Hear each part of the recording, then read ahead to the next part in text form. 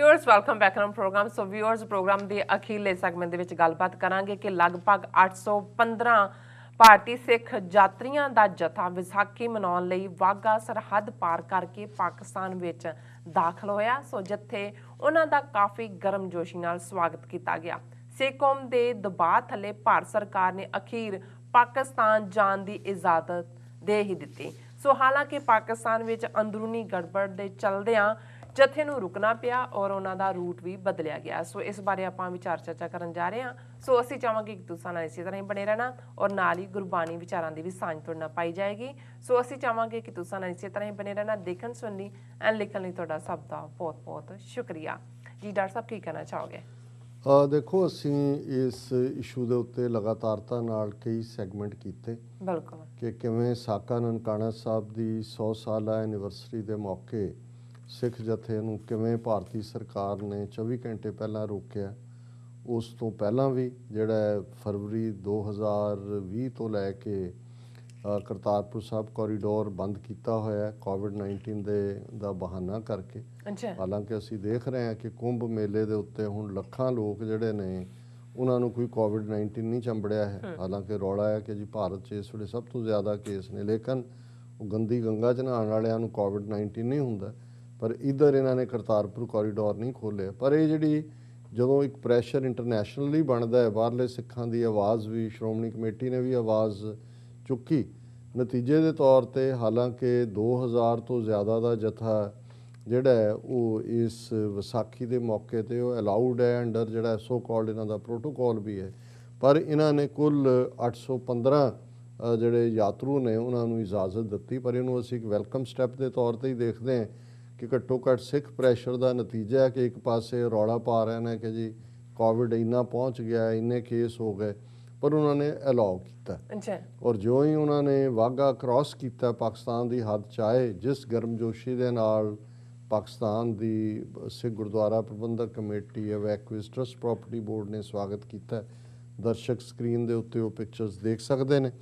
और इस दे नाल असीं देखते हैं क्योंकि विसाखी का दिन जिहड़ा है गुरुद्वारा पंजा साहब हसन अब्दाल च उत्थे खास तौर पर मनाया जाता है। और मीडिया ईवन उस पंजा साहब दा भी आया गुरुद्वारा साहब की पिक्चर कि किवें उन्होंने एक खास फुलों की सजावट के नाल सजाया गया। सो ये तो वैलकम पार्ट है कि भाई जत्था अलाउ भी होया और पाकिस्तान की सरहद के अंदर भी पहुँचा। पर अनफॉर्चुनेटली पाकिस्तान एकदम हालात बिगड़े क्योंकि एक जिहड़ा फ्रांस दे विच जो जिवें नबी मुहम्मद साहब दे कार्टूनस नूं लैके जिस किस्म का डिफेंड फ्रांस सरकार ने किया और उस दे खिलाफ ज़ाहिर है सारे इस्लामिक वर्ल्ड दे विच ही बहुत गुस्सा सी और है अज तक भी। पाकिस्तान दे विच जिहड़ी तहरीके लबैक नां दी जिहड़ी है वो मजहबी जथेबंदी है, उन्होंने इनू इशू के तौर पर करते हैं पहला भी उन्होंने एजिटेट किया सी ये मंग के फ्रांस के अंबैसडर नूं बाहर कढ़िया जाए। तो हुण भी अचानक हालांकि पाकिस्तान की हुकूमत नूं पता होना चाहिए सी कि भाई उन्हां दी की स्ट्रेंथ है जां की कर सकते हैं, कोई उहदे प्रबंध हुंदे। लेकिन होया है कि अचानक उन्होंने पुलिस ने जिहड़े हुण इस तहरीके लबैक दे मुखी ने मिस्टर साद हुसैन उन्होंने गिरफ्तार किया ते नाल दी नाल ही जिहड़े उन्हां दे फॉलोअर ने पाकिस्तान भर च बाहर निकले, सड़कां रोक लईआं, किते गोली भी चली है, किते होर भी होया।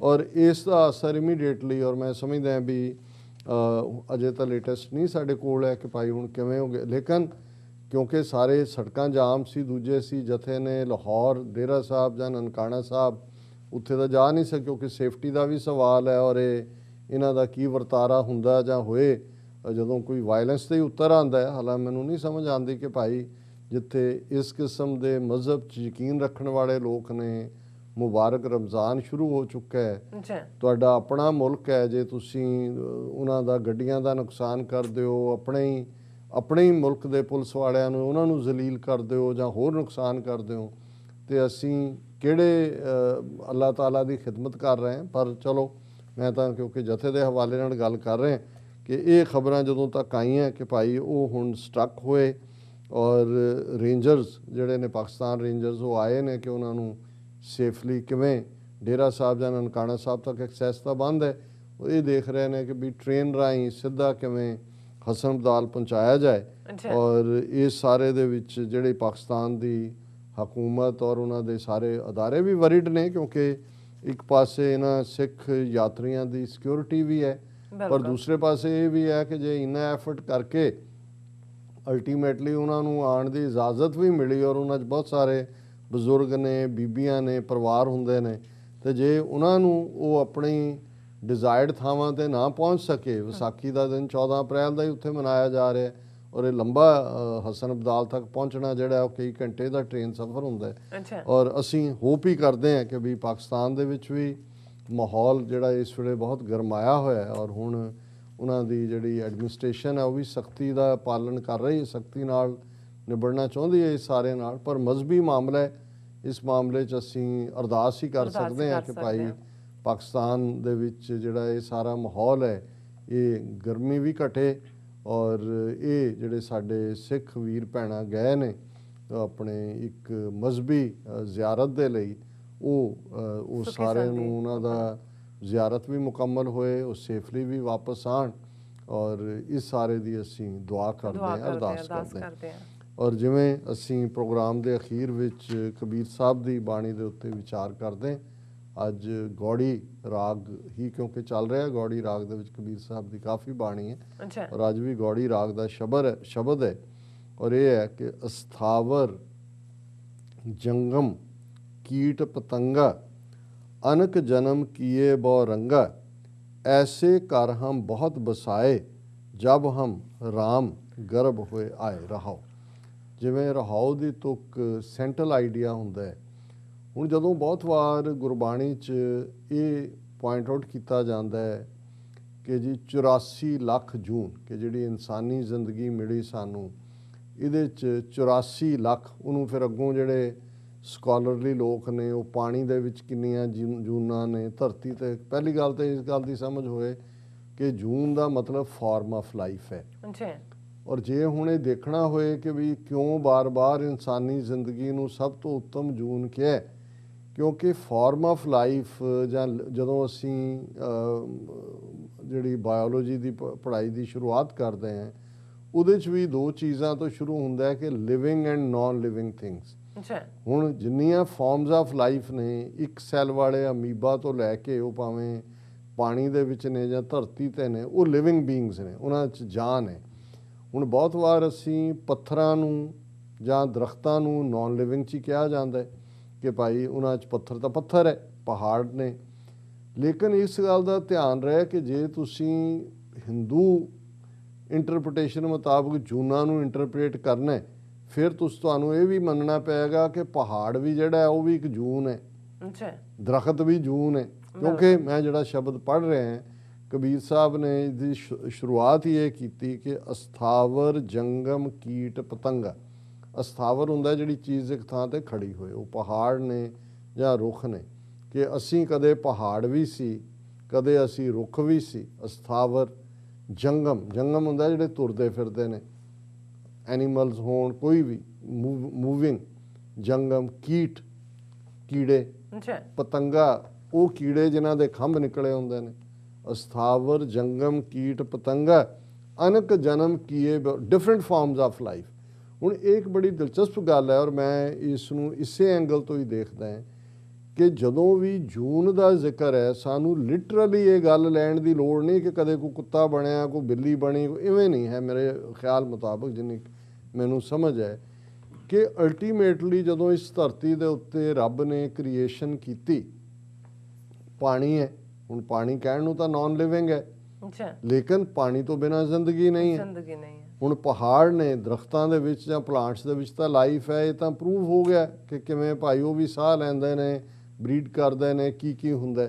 ਲੇਕਿਨ ਰੂਹਾਨੀ ਦੁਨੀਆ ਦੇ ਵਿੱਚ ਜਦੋਂ ਗੁਰੂ ਸਾਹਿਬ ਨੇ ਬਾਰ-ਬਾਰ ਇਹ ਫਰਮਾਇਆ ਕਿ ਸਰਬ ਜੋਨ ਤੇਰੀ ਪਨਿਹਾਰੀ, ਇਸ ਧਰਤੀ ਮੈਂ ਤੇਰੀ ਸਿੱਖਦਾਰੀ, ਕਿ ਸਾਰੀਆਂ ਫਾਰਮਸ ਆਫ ਲਾਈਫ ਤੇਰਾ ਪਾਣੀ ਭਰਦੀਆਂ ਨੇ, ਤੂੰ ਇਸ ਧਰਤੀ ਦਾ ਸਰਦਾਰ ਹੈ। ਸੋ ਜਦੋਂ ਜੂਨਾਂ ਚੋਂ ਨਿਕਲ ਕੇ ਮਨੁੱਖਾ ਜੂਨ ਦੀ ਗੱਲ ਹੈ ਤੇ ਇਹੀ ਕਹਿਣ ਦਾ ਜਿਹੜਾ ਮੈਸੇਜ ਉਹ ਇਹੀ ਹੈ ਕਿ ਭਾਈ ਬਾਕੀ ਸਾਰੀਆਂ ਫਾਰਮਸ ਆਫ ਲਾਈਫ ਚੋਂ ਤੂੰ ਹੈ ਇਨਸਾਨ ਜਿਹਦੇ ਕੋਲ ਅਕਲ ਹੈ, ਬੁੱਧੀ ਹੈ, ਠੀਕ ਤੇ ਗਲਤ ਫੈਸਲੇ ਕਰਨ ਦੀ ਜਿਹਦੇ ਕੋਲ ਸਮਰੱਥ ਹੈ, ਤੇ ਇਸ ਜ਼ਿੰਦਗੀ ਨੂੰ ਵੇਸਟ ਨਾ ਕਰ।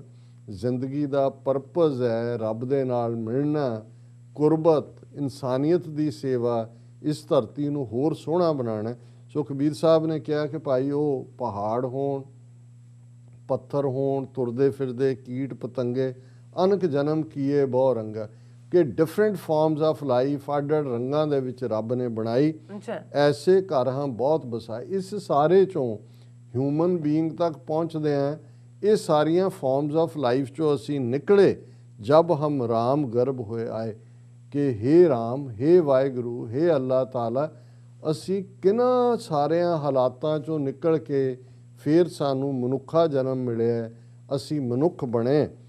ਔਰ ਜੋਗੀ ਜਤੀ ਤਪੀ ਬ੍ਰਹਮਚਾਰੀ, ਕਬਹੂ ਰਾਜਾ ਛਤਰਪਤ ਕਬਹੂ ਭਿਖਾਰੀ, ਕਿ ਹੁਣ ਜੇ ਹਿਊਮਨ ਬੀਇੰਗਸ ਦਾ ਵੀ ਦੇਖੋ ਕਿ ਕੋਈ ਜੋਗੀ ਹੈ, ਕੋਈ ਇਹ ਸਾਰੇ ਸੱਚ ਨੂੰ ਲੱਭਣ ਤੁਰੇ ਹੋਏ ਨੇ, ਕੋਈ ਜਤੀ ਹੈ ਜਿਹੜਾ ਕਹਿੰਦਾ ਵੀ ਮੈਂ ਵਿਆਹ ਹੀ ਨਹੀਂ ਕਰਾਉਣਾ, ਕੋਈ ਤਪ ਕਰ ਰਿਹਾ, ਪੁੱਠਾ ਲਟਕ ਰਿਹਾ, ਕੋਈ ਪਾਣੀ 'ਚ ਲਟਕ ਰਿਹਾ, ਕਿਸੇ ਨੇ ਸੁਆਹ ਮਲੀ ਹੋਈ ਹੈ, ਕੋਈ ਭੁੱਖਾ ਰਹਿ ਰਿਹਾ, ਕੋਈ ਨੰਗਾ ਰਹਿ ਰਿਹਾ। ਇਹ ਸਾਰੇ ਨਾਂਗੇ ਸਾਧੂ ਸਰ ਉੱਥੇ ਕੁੰਭ ਦੇ ਮੇਲੇ 'ਚ ਡੁਬਕੀਆਂ ਸਭ ਤੋਂ ਪਹਿਲਾਂ ਨੰਗਿਆਂ ਨੂੰ ਕਹਿੰਦਾ ਵੀ ਇਹ ਪਹਿਲਾ ਇਹਨਾਂ ਦਾ ਹੱਕ ਹੈ। ਸੋ ਕਬੀਰ ਸਾਹਿਬ ਨੇ ਕਿਹਾ ਵੀ ਬ੍ਰਹਮਚਾਰੀ ਉਹੀ ਅਨਮੈਰਿਡ, ਕਬਹੂ ਰਾਜਾ ਛਤਰਪਤ, ਕਿ ਦੇਖੋ ਕਿ ਕਿੰਨੇ ਜਿਹੜੇ ਨੇ ਉਹ ਕਿੰਨੇ ਪਾਵਰਫੁਲ ਕਿੰਗਸ ਨੇ। ਕਬਹੂ ਭਿਖਾਰੀ, ਕੋਈ ਜਿਹੜਾ ਹੈ ਉਹ ਵੀ ਹਿਊਮਨ ਬੀਇੰਗ ਹੈ, ਉਹ ਵੀ ਹਿਊਮਨ ਬੀਇੰਗ ਹੈ, ਔਰ ਰਾਜਾ ਉਹ ਭਿਖਾਰੀ ਹੈ। ਉਹ ਕਿਵੇਂ ਕਿਹਨਾਂ ਫਾਰਮ 'ਚ ਨੇ। ਸਾਕਤ ਮਰਹਿ ਸੰਤ ਸਭ ਜੀਵੇਂ, ਰਾਮ ਰਸਾਇਣ ਰਸਨਾ ਪੀਵੇ।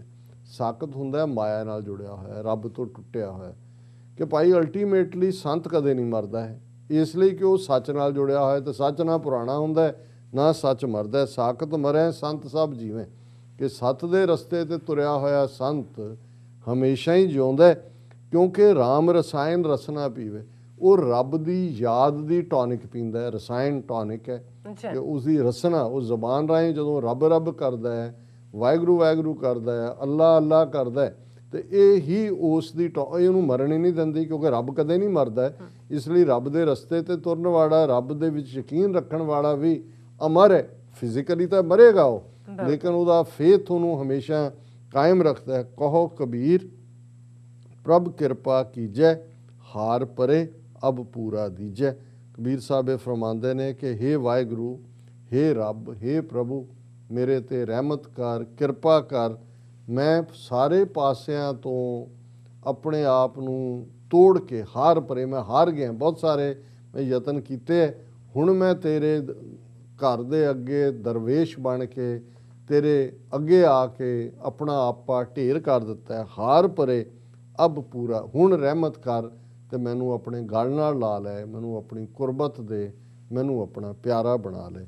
ਇਹ ਅੱਜ ਦਾ ਵਿਚਾਰ ਜੀ। ਡਾਕਟਰ ਸਾਹਿਬ ਤੁਹਾਡਾ ਬਹੁਤ ਬਹੁਤ ਸ਼ੁਕਰੀਆ, ਤੁਸੀਂ ਅੱਜ ਦੇ ਐਮ ਇਸ਼ੂ ਤੇ ਦਾ ਵਿਚਾਰ ਸਾਡੇ ਦਰਸ਼ਕਾਂ ਨਾਲ ਸਾਂਝਾ ਕੀਤਾ। ਇਸ ਵਾਸਤੇ ਆਪਣੇ ਵਿਊਅਰਸ ਕੋਲ ਨੇ ਇਜਾਜ਼ਤ। ਵਿਊਅਰਸ, ਸਾਡੇ ਪ੍ਰੋਗਰਾਮ ਦਾ ਸਮਾਂ ਇੱਥੇ ਸਮਾਪਤ ਹੁੰਦਾ। ਤੁਸੀਂ ਆਪਣੀ ਰਾਏ ਤੇ ਸੁਝਾਅ ਸਾਨੂੰ ਭੇਜਣਾ ਭੁੱਲਣਾ। ਸਾਡੇ ਇਸ ਪਤੇ ਤੇ SOS@TV4.tv ਤੇ ਅਸੀਂ ਆਪਣਾ ਪ੍ਰੋਗਰਾਮ ਲੈ ਕੇ ਫਿਰ ਦੁਬਾਰਾ ਹਾਜ਼ਰ ਹੋਵਾਂਗੇ। ਤਦ ਤੱਕ ਲਈ ਮੈਨੂੰ ਤੇ ਆਪਣਾ ਸੁਣਾ ਗਿਆ ਦੋ। ਦੇਖਦੇ ਰਹੋ TV4, ਬੁਲਾ ਦਿਓ ਫਤਿਹ। ਵਾਹਿਗੁਰੂ ਜੀ ਕਾ ਖਾਲਸਾ, ਵਾਹਿਗੁਰੂ ਜੀ ਕੀ ਫਤਿਹ। ਰੱਬ ਰਾਖਾ।